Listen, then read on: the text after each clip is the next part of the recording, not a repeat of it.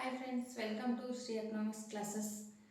ಇಂದಿನ ತರಗತಿಯಲ್ಲಿ ನಾವು ಸೂಕ್ಷ್ಮ ಅರ್ಥಶಾಸ್ತ್ರ ಅಂದರೇನು ಮತ್ತು ಸೂಕ್ಷ್ಮ ಅರ್ಥಶಾಸ್ತ್ರದ ವ್ಯಾಪ್ತಿ ಬಗ್ಗೆ ನೋಡಿದ್ವಿ. ಇವತ್ತಿನ ತರಗತಿಯಲ್ಲಿ ನಾವು ಸೂಕ್ಷ್ಮ ಅರ್ಥಶಾಸ್ತ್ರದ ಉಪಯೋಗಗಳು ಮತ್ತು ಮಿತಿಗಳ ಬಗ್ಗೆ ನೋಡೋಣ. ಸೂಕ್ಷ್ಮ ಅರ್ಥಶಾಸ್ತ್ರದ ಉಪಯೋಗಗಳು. ಸೂಕ್ಷ್ಮ ಅರ್ಥಶಾಸ್ತ್ರ ಅಂದರೆ ಏನಂತ ಹೇಳಿದೆ ಅಂದರೆ ಆರ್ಥಿಕ ವ್ಯವಸ್ಥೆಯ ಅತ್ಯಂತ ಚಿಕ್ಕ ಘಟಕವನ್ನು ಕುರಿತು ಕೂಲಂಕುಷವಾಗಿ ಅಧ್ಯಯನ ಮಾಡುವುದಕ್ಕೆ ನಾವು ಸೂಕ್ಷ್ಮ ಅರ್ಥಶಾಸ್ತ್ರ ಅಂತೇಳಿ ಕರಿತೀವಿ. ಇಲ್ಲಿ ಸೂಕ್ಷ್ಮ ಅರ್ಥಶಾಸ್ತ್ರದಲ್ಲಿ ಬರುವಂಥ ಉಪಯೋಗಗಳು ಯಾವಪ್ಪ ಅಂದರೆ ಮೊದಲನೇದು ಸಂಪನ್ಮೂಲಗಳ ಸದುಪಯೋಗ. ಅಂದರೆ ಇಲ್ಲಿ ಸೂಕ್ಷ್ಮ ಅರ್ಥಶಾಸ್ತ್ರ ಒಂದು ಅಧ್ಯಯನದಿಂದ ಅದರ ಉಪಯೋಗ ಏನಪ್ಪ ಅಂದರೆ ಸಂಪನ್ಮೂಲಗಳು, ಮಿತವಾದ ಸಂಪನ್ಮೂಲಗಳನ್ನು ನಾವು ಯಾವ ರೀತಿ ದಕ್ಷವಾಗಿ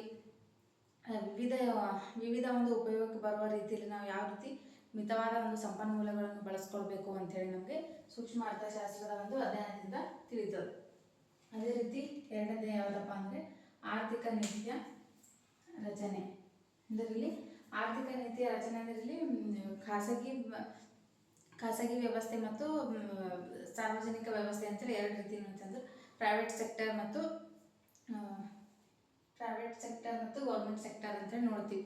ಈ ಎರಡರಲ್ಲಿ ಉತ್ಪಾದನೆ ಆಗ್ತದೆ. ಈ ಎರಡರ ಮಧ್ಯೆ ಒಂದು ಘರ್ಷಣೆ ಅಥವಾ ಒಂದು ಬೆಲೆಯ ಏರಿಳಿತ ನೋಡಿದಾಗ ನಾವು ಇಲ್ಲಿ ಅರ್ಥಶಾಸ್ತ್ರದಲ್ಲಿ ಅಥವಾ ಸರ್ಕಾರ ಒಂದು ಮಧ್ಯಸ್ಥಿಕೆಯಿಂದ ಅದು ಕನಿಷ್ಠ ಬೆಂಬಲ ಬೆಲೆ ಆಗಿರ್ಬೋದು ಅಥವಾ ಬೇರೆ ಒಂದು ಮಾರುಕಟ್ಟೆ ಯಂತ್ರ ಆಗಿರ್ಬೋದು ಅಥವಾ ಬೆಲೆ ಯಂತ್ರದ ಮೂಲಕ ಒಂದು ಆರ್ಥಿಕ ನೀತಿ ಯಾವ ರೀತಿ ರಚನೆ ಮಾಡಬೇಕು ಅಂತೇಳಿ ನಮಗೆ ಸೂಕ್ಷ್ಮ ಅರ್ಥಶಾಸ್ತ್ರದ ಒಂದು ಅಧ್ಯಯನದಿಂದ ತಿಳಿಯುತ್ತದೆ. ಇದು ಅದರ ಒಂದು ಉಪಯೋಗವಾಗಿದೆ. ಮೂರನೇದು ಆರ್ಥಿಕ ವ್ಯವಸ್ಥೆಯ ಕಾರ್ಯಾಚರಣೆ. ಅಂದರೆ ಆರ್ಥಿಕ ವ್ಯವಸ್ಥೆಯ ಒಂದು ಕಾರ್ಯಾಚರಣೆ ಅಂದರೆ ಒಂದು RBI ಆಗಿರ್ಬೋದು ಅಥವಾ ಒಂದು ಸರ್ಕಾರ ಆಗಿರ್ಬೋದು ಆರ್ಥಿಕ ವ್ಯವಸ್ಥೆಯ ಒಂದು ಸಮತೋಲನಕ್ಕಾಗಿ, ಆರ್ಥಿಕ ಒಂದು ಅಭಿವೃದ್ಧಿಗಾಗಿ ಯಾವ ರೀತಿ ಕಾರ್ಯಗಳನ್ನು ಕೈಗೊಳ್ಳಕತ್ತದ, ಒಂದು ಬೆಲೆಯ ನಿರ್ಧಾರದಲ್ಲಿ ಯಾವ ರೀತಿ ಸಮತೋಲನದ, ಬೇಡಿಕೆ ಮತ್ತು ಪೂರೈಕೆಯ ಒಂದು ನಿಯಮ ಎರಡರಲ್ಲಿ ಯಾವ ರೀತಿ ಸಮತೋಲನ ಇರಬೇಕು, ಹಣದುಬ್ಬರ ಆಗಿರ್ಬೋದು ಅಥವಾ ಕೂಗು ಪ್ರಸರಣ ಆಗಿರ್ಬೋದು, ಇದರ ಒಂದು ಪರಿಣಾಮ ಆರ್ಥಿಕತೆ ಮೇಲೆ ಯಾವುದೇ ರೀತಿ ಪರಿಣಾಮ ಬೀರಬಾರ್ದು ಅನ್ನೋ ಒಂದು ರೀತಿಯಲ್ಲಿ ಆರ್ಥಿಕ ವ್ಯವಸ್ಥೆ ಯಾವ ರೀತಿ ಕಾರ್ಯಾಚರಣೆ ಮಾಡ್ತದ ಅಂತೇಳಿ ನಮಗೆ ಸೂಕ್ಷ್ಮ ಅರ್ಥಶಾಸ್ತ್ರದ ಒಂದು ಅಧ್ಯಯನದಿಂದ ತಿಳಿದು ಬರ್ತದೆ.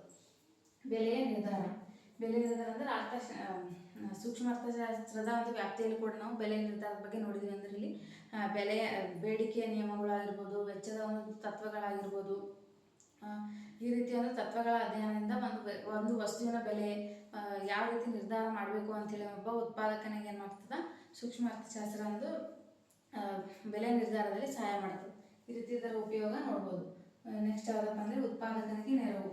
ಉತ್ಪಾದಕನಿಗೆ ಸೂಕ್ಷ್ಮ ಅರ್ಥಶಾಸ್ತ್ರದ ಒಂದು ಉಪಯೋಗ ಅಥವಾ ಸಹಾಯ ಯಾವ ರೀತಿ ಆಗ್ತದಪ್ಪ ಅಂದರೆ ಮಾರುಕಟ್ಟೆಯ ಒಂದು ಸ್ಥಿತಿಗತಿಗಳ ಬಗ್ಗೆ ಸೂಕ್ಷ್ಮ ಅರ್ಥಶಾಸ್ತ್ರ ಉತ್ಪಾದಕನಿಗೆ ತಿಳಿಸ್ತಂದ್ರೆ ಮಾರುಕಟ್ಟೆಯಲ್ಲಿ ಯಾವ ವಸ್ತುವಿನ ಬೇಡಿಕೆ ಹೆಚ್ಚಿನ ಪ್ರಮಾಣದಲ್ಲಿದೆ, ಯಾವ ವಸ್ತುವಿನ ಬೇಡಿಕೆ ಪ್ರಮಾಣ ಕಡಿಮೆ ಇದೆ, ಅಂದರೆ ಒಬ್ಬ ಉತ್ಪಾದಕ ಯಾವ ವಸ್ತುವಿನ ಮೇಲೆ ಹೆಚ್ಚಿನ ವೆಚ್ಚ ಮಾಡಬೇಕು, ಯಾವ ವಸ್ತುವನ್ನು ಹೆಚ್ಚಿನ ಪ್ರಮಾಣದಲ್ಲಿ ಉತ್ಪಾದನೆ ಮಾಡಬೇಕು ಅನ್ನೋದ್ರ ಬಗ್ಗೆ ಏನು ಮಾಡ್ತದೆ ಸೂಕ್ಷ್ಮ ಅರ್ಥಶಾಸ್ತ್ರ ಒಬ್ಬ ಉತ್ಪಾದಕನಿಗೆ ತಿಳಿಸ್ಕೊಡ್ತದೆ. ಆದ್ದರಿಂದ ಇದು ಉತ್ಪಾದಕನಿಗೆ ನೆರವಾಗಿ ಒಂದು ಕಾರ್ಯ ಮಾಡ್ತದೆ. ಇದರ ಒಂದು ಉಪಯೋಗದಲ್ಲಿ ಇದು ಕೂಡ ಒಂದು ಉಪಯೋಗದಲ್ಲಿ ಇದು ಬರ್ತದೆ.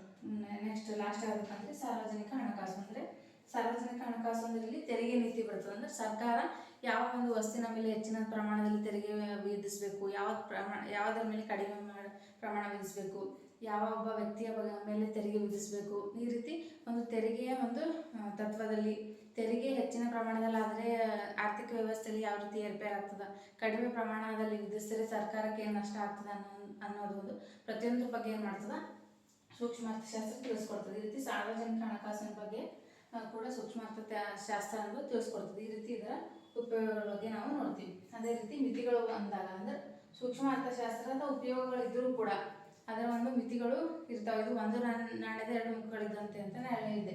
ಇಲ್ಲಿ ಉಪಯೋಗ ಇದ್ದರೂ ಅದಕ್ಕೂ ಮಿತಿಗಳು ಇರ್ತವೆ. ಏನಪ್ಪ ಅಂದರೆ ಮೊದಲನೇ ಮಿತಿ ಅಪೂರ್ಣ ವಿಶ್ಲೇಷಣೆ. ಅಂದರೆ ಸೂಕ್ಷ್ಮ ಅರ್ಥಶಾಸ್ತ್ರ ಅನ್ನೋದು ಒಂದು ಆರ್ಥಿಕ ವ್ಯವಸ್ಥೆಯನ್ನು ಚಿಕ್ಕ ಚಿಕ್ಕ ಘಟಕಗಳಾಗಿ ವಿಂಗಡಣೆ ಮಾಡ್ತದೆ. ಅಂದರೆ ಆರ್ಥಿಕ ವ್ಯವಸ್ಥೆಯನ್ನು ಭಾಗವಾಗಿ ಅಧ್ಯಯನ ಮಾಡ್ತದೆ. ಅಂದರೆ ಅಪೂರ್ಣ ವಿಶ್ಲೇಷಣೆ ಅಥವಾ ಭಾಗಾಂಶ ವಿಶ್ಲೇಷಣೆ ಮಾಡ್ತಿದ್ದು ಒಂದು ಅರ್ಥವ್ಯವಸ್ಥೆಗೆ ಸಂಪೂರ್ಣವಾದಂಥ ಒಂದು ವಿಶ್ಲೇಷಣೆ ಕೊಡುವ ಒಂದು ಕಾರ್ಯ ಮಾಡುವುದಿಲ್ಲ ಅಂತೇಳಿ ಇದಕ್ಕೆ ಒಂದು ಟೀಕೆ ಮಾಡ್ತಾರೆ. ಅದರಿಂದ ಇದು ಮಿತಿಯಲ್ಲಿ ಅಪೂರ್ಣ ವಿಶ್ಲೇಷಣೆ ಅನ್ನೋದು ಬರ್ತದೆ. ಅವಾಸ್ತವಿಕ ಕಲ್ಪನೆ. ಇಲ್ಲಿ ಸೂಕ್ಷ್ಮ ಅರ್ಥಶಾಸ್ತ್ರದಲ್ಲಿ ನಾವು ನೋಡಿದಾಗ ಉಳಿದ ವಿಷಯಗಳು ಇದ್ದಂತೆ ಇದ್ದಾಗ ಅಂದರೆ ಬೇರೆ ಒಂದು ವಿಷಯದಲ್ಲಿ ಯಾವುದೇ ಬದಲಾವಣೆ ಇರಬಾರ್ದು ಅಂತ ಹೇಳ್ತದೆ ಮತ್ತು ಪೂರ್ಣೋದ್ಯೋಗದ ಒಂದು ಸ್ಥಿತಿಯ ಬಗ್ಗೆ ಹೇಳ್ತದೆ ಈ ಸೂಕ್ಷ್ಮ ಅರ್ಥಶಾಸ್ತ್ರ. ಇಲ್ಲಿ ಪ್ರೆಸೆಂಟ್ ಆಗಿ ನಾವು ಅರ್ಥವ್ಯವಸ್ಥೆಯಲ್ಲಿ ಪೂರ್ಣೋದ್ಯೋಗ ಆರೋಗ್ಯದ ಬಗ್ಗೆ ಆಗಿರ್ಬೋದು, ಬೇರೆ ಒಂದು ಸ್ಥಿತಿಗಳು ಸ್ಥಿರವಾಗಿರ್ಬೋದು ನಾವು ನೋಡೋದಿಲ್ಲ. ಆದ್ದರಿಂದ ಇದು ವಾಸ್ತವಿಕವಾದಂಥ ಒಂದು ಕಲ್ಪನೆ ಇದೆ. ಇದು ಕಲ್ಪನೆ ಮಾಡ್ಕೊಳಕ್ಕೆ ನಮ್ಗೆ ಸಾಧ್ಯ ಇಲ್ಲ ಅಂಥೇಳಿ ಹೇಳ್ತಾರೆ. ನೆಕ್ಸ್ಟ್ ಮುಕ್ತ ಆರ್ಥಿಕ ನೀತಿ ಅಂದ್ರೆ ಮೊದಲು ಮುಕ್ತ ಆರ್ಥಿಕ ನೀತಿ ಇತ್ತು. 1930ರಲ್ಲಿ ಆರ್ಥಿಕ ಮುಗ್ಗಟ್ಟು ಬಂತಲ್ಲ, ಅದರ ನಂತರ ನಾವು ಇವಾಗ ಮುಕ್ತ ಆರ್ಥಿಕ ನೀತಿ ಕಾಣುವುದಿಲ್ಲ. ಅಲ್ಲಿ ಒಂದು ದೇಶಗಳ ನಡುವೆ ಒಂದು ವ್ಯವಹಾರ ಮಾಡಬೇಕಿದ್ರಲ್ಲಿ ಒಂದಿಷ್ಟು ನಿಯಮಗಳು ಹಾಕ್ಕೊಂಡು ಅವರು ವ್ಯಾಪಾರ ಮಾಡ್ತಾರೆ. ಮುಕ್ತವಾದ ವ್ಯಾಪಾರ ನಾವು ಇವತ್ತಿನ ಒಂದು ಸ್ಥಿತಿಯಲ್ಲಿ ಎಲ್ಲೂ ನಾವು ಕಾಣೋದಿಲ್ಲ. ಇದರ ಒಂದು ಮಿತಿಯಲ್ಲಿ ಬರ್ತದೆ. ಸಂಕುಚಿತ ವ್ಯಾಪ್ತಿ ಅಂದರೆ ಸೂಕ್ಷ್ಮ ಅರ್ಥಶಾಸ್ತ್ರ ಅನ್ನೋದು ಕೇವಲ ಒಬ್ಬ ವ್ಯಕ್ತಿ ಆಗಿರ್ಬೋದು, ಒಂದು ಸಂಸ್ಥೆಯ ಸಮಸ್ಯೆಗಳ ಬಗ್ಗೆ ತಿಳಿಸುವಂಥ ಒಂದು ಶಾಸ್ತ್ರ ಆಗಿರೋದು. ಅಂದ್ರೆ ಒಬ್ಬ ವ್ಯಕ್ತಿ, ಒಂದು ಸಂಸ್ಥೆ, ಒಂದು ಕುಟುಂಬದ ವರಮಾನ ರೀತಿ ನಿರ್ದಿಷ್ಟವಾದ ಒಂದು ಘಟಕದ ಬಗ್ಗೆ ಕುರಿತು ಅಧ್ಯಯನ ಮಾಡ್ತದೆ. ಅದರದ್ದೇ ಇದರ ವ್ಯಾಪ್ತಿ ಏನಾಗಿದೆ, ಸಂಕುಚಿತ ಆಗಿದೆ. ಈ ಒಂದು ಅಧ್ಯಯನ ನಾವು ಇಡೀ ರಾಷ್ಟ್ರದ ಸಮಸ್ಯೆಗಳ ಬಗ್ಗೆ ಅಥವಾ ಕೃಷಿ ನೀತಿ ಕೈಗೊಳ್ಬೇಕಾದ್ರೆ, ಕೈಗಾರಿಕೆ ನೀತಿ ಕೈಗೊಳ್ಬೇಕಾದ್ರೆ ಇದರ ಒಂದು ತತ್ವಗಳು ನಮಗೆ ಸಹಾಯವಾಗೋದಿಲ್ಲ ಅಂತೇಳಿ ಏನು ಮಾಡ್ತಾರೆ, ಇದರ ಒಂದು ಮಿತಿಯಲ್ಲಿ ನಾವು ನೋಡ್ತೀವಿ. ದಾರಿ ತಪ್ಪಿಸುವಿಕೆ ಕೊನೆಯದು. ದಾರಿ ತಪ್ಪಿಸುವಿಕೆ ಅಂದ್ರೆ ಇಲ್ಲಿ ಸೂಕ್ಷ್ಮ ಅರ್ಥಶಾಸ್ತ್ರ ಏನು ಮಾಡ್ತದೆ, ಒಬ್ಬ ವ್ಯಕ್ತಿಗೆ ಅನ್ವಯವಾಗುವಂಥ ಒಂದು ವಿಷಯವನ್ನು ಇಡೀ ಒಂದು ಆರ್ಥಿಕತೆಗೆ ಅಥವಾ ಎಲ್ಲ ಜನರಿಗೆ ಅನ್ವಯ ಮಾಡೋಕೆ ನೋಡ್ತದೆ. ಆದ್ದರಿಂದ ಇದೊಂದು ದಾರಿ ತಪ್ಪಿಸುವಲ್ಲಿ ಒಂದು ಸಹಾಯ ಮಾಡ್ತದ, ದಾರಿ ತಪ್ಪಿಸುವ ಒಂದು ಶಾಸ್ತ್ರ ಆಗ್ಯದ ಅಂತೇಳಿ ಹೇಳ್ತಾರೆ. ಯಾಕಪ್ಪ ಅಂದರೆ ಈ ಉದಾಹರಣೆಗೆ ಒಂದು ಉಳಿತಾಯ ತಗೊಂಡಾಗ ಒಬ್ಬ ವ್ಯಕ್ತಿಗೆ ಆ ಉಳಿತಾಯ ಅನ್ನೋದು ಉಪಯೋಗ ಆಗ್ತದೆ. ಅವನಿಗೆ ಅದು ಹಣ ಏನು ಮಾಡ್ತದೆ, ಮುಂದಿನ ದಿನಗಳೇ ಸಹಾಯ ಆಗ್ತದೆ. ಅದೇ ರೀತಿ ಒಬ್ಬ ವ್ಯಕ್ತಿ ಉಳಿತಾಯ ಮಾಡಿದ್ ನೋಡಿ ಎಲ್ಲರೂ ಉಳಿತಾಯ ಮಾಡಿದಾಗ ಏನಾಗ್ತದೆ, ಅದು ರಾಷ್ಟ್ರಕ್ಕೆ ಏನಾಗ್ತದೆ, ಸಂಕಷ್ಟಕ್ಕೆ ಕಾರಣ ಆಗ್ತದೆ. ಯಾಕಪ್ಪ ಅಂದರೆ ಎಲ್ಲರೂ ಉಳಿತಾಯ ಮಾಡುತ್ತಾ ಹೋದಾಗ ಪೂರೈಕೆ ಆದಂಥ ವಸ್ತುಗಳು ಏನು ಆಗಲ್ಲ, ಮಾರಾಟವಾಗಲ್ಲ, ಅನುಭವದ ಪ್ರಮಾಣ ಏನಾಗ್ತದೆ, ಕಡಿಮೆ ಆಗ್ತದೆ. ಈ ರೀತಿ ಒಬ್ಬ ವ್ಯಕ್ತಿಗೆ ಅನ್ವಯ ಆದದ್ದು ಎಲ್ಲರಿಗೂ ಅನ್ವಯ ಮಾಡೋಕ್ಕೆ ಬರಲ್ಲ. ಆದ್ದರಿಂದ ಇದು ಒಂದು ದಾರಿ ತಪ್ಪಿಸುವ ಒಂದು ಶಾಸ್ತ್ರವಾಗ್ಯದ ಅಂತೇಳಿ ಏನು ಮಾಡ್ತಾರೆ, ಇದಕ್ಕೊಂದು ಮಿತಿಯಲ್ಲಿ ನಾವು ನೋಡ್ತೀವಿ. ಈ ರೀತಿ ಸೂಕ್ಷ್ಮ ಅರ್ಥಶಾಸ್ತ್ರದ ಉಪಯೋಗಗಳು ಮತ್ತು ಮಿತಿಗಳ ಬಗ್ಗೆ ನಾವು ಇವತ್ತಿನ ತರಗತಿಯಲ್ಲಿ ನೋಡಿದ್ವಿ. Thank you.